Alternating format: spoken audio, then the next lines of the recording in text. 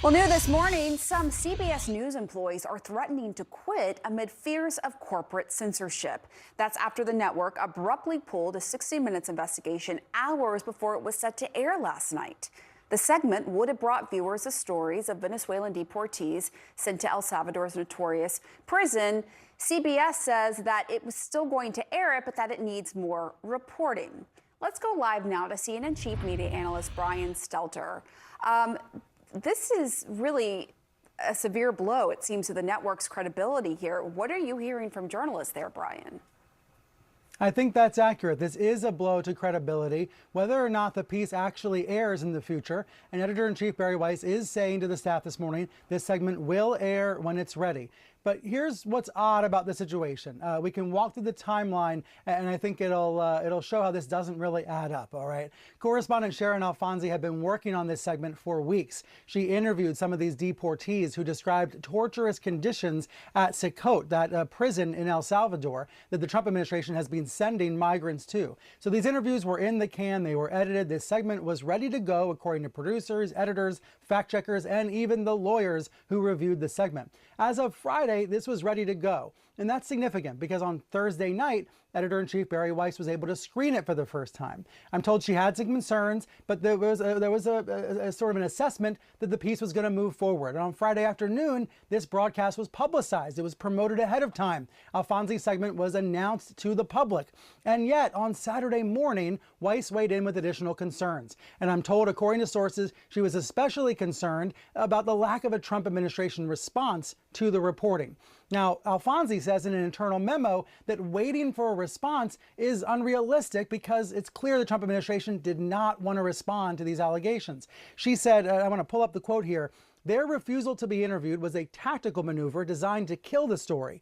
If the administration's refusal to participate becomes a valid reason to spike a story, we have effectively handed them a kill switch for any reporting they find inconvenient." So that's the view from the 60 Minutes reporting team. The piece was ready to go, it was in the can, it was going to be broadcast on Sunday, but all of a sudden over the weekend, Weiss decided to shelve it. And that has created a real uproar inside CBS News, with widespread concerns about political meddling and about corporate interference. All of this coming as CBS's parent company, Paramount, both tries to ingratiate itself with the Trump administration and tries a hostile takeover bid for this network's parent company, Warner Bros. Discovery. I mean, and it comes as President Trump has really been ratcheting up his criticism of 60 Minutes. Tell us more about that and the timing of this. Yes, that's right. And that is the essential context here. You know, when Paramount changed hands earlier this year, Trump praised the new owners, David Ellison and his father, Larry. He described them as friends and supporters. Trump was very excited to have CBS moving into new hands. But 2 weeks ago, Trump changed his tunes. He started to criticize the Ellisons and 60 Minutes specifically. Trump at first was mad about an interview with Marjorie Taylor Greene that aired on the broadcast. We know Trump cares a lot about 60 Minutes, and we know he's been railing against both the broadcast and the new owners of Paramount. At the same time, these owners need regulatory approval for their future aspirations to grow the company. So that is the political context for the story. Now, I'm told by sources at CBS that Barry Weiss became more personally involved at 60 Minutes in the past couple of weeks. But she said to staffers this morning that the story simply was not ready for air yet. It was not ready to go. More reporting must be done. And frankly, I'm not hearing many supporters of hers internally at CBS. I'm hearing a lot of criticism about this decision. But you know what's happened, Pam? A lot more people are suddenly interested in the story, right? A lot more people suddenly want to know more about what these detainees have said they've gone through. So this is one of those situations where the controversy, the scandal is actually going to draw more attention onto the Trump administration's effort to deport these migrants to this very hostile prison where some men say they've been tortured. Yeah.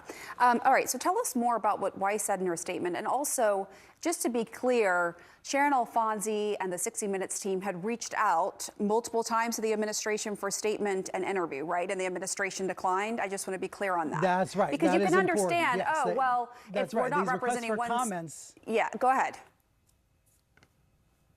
These requests for comment went unanswered, according to Alfonsi. But was it also for an and interview she's saying or just a you can't comment? wait around forever and only broadcast the segment if they agree to be interviewed. She says that would amount to a kill switch. However, Weiss said this morning on the network's early morning editorial call, quote, "We need to be able to get the principals on the record and on camera." She means someone like Stephen Miller, the deputy chief of staff at the White House. She's insisting on having those interviews. And again, that is her prerogative as editor-in-chief of the organization.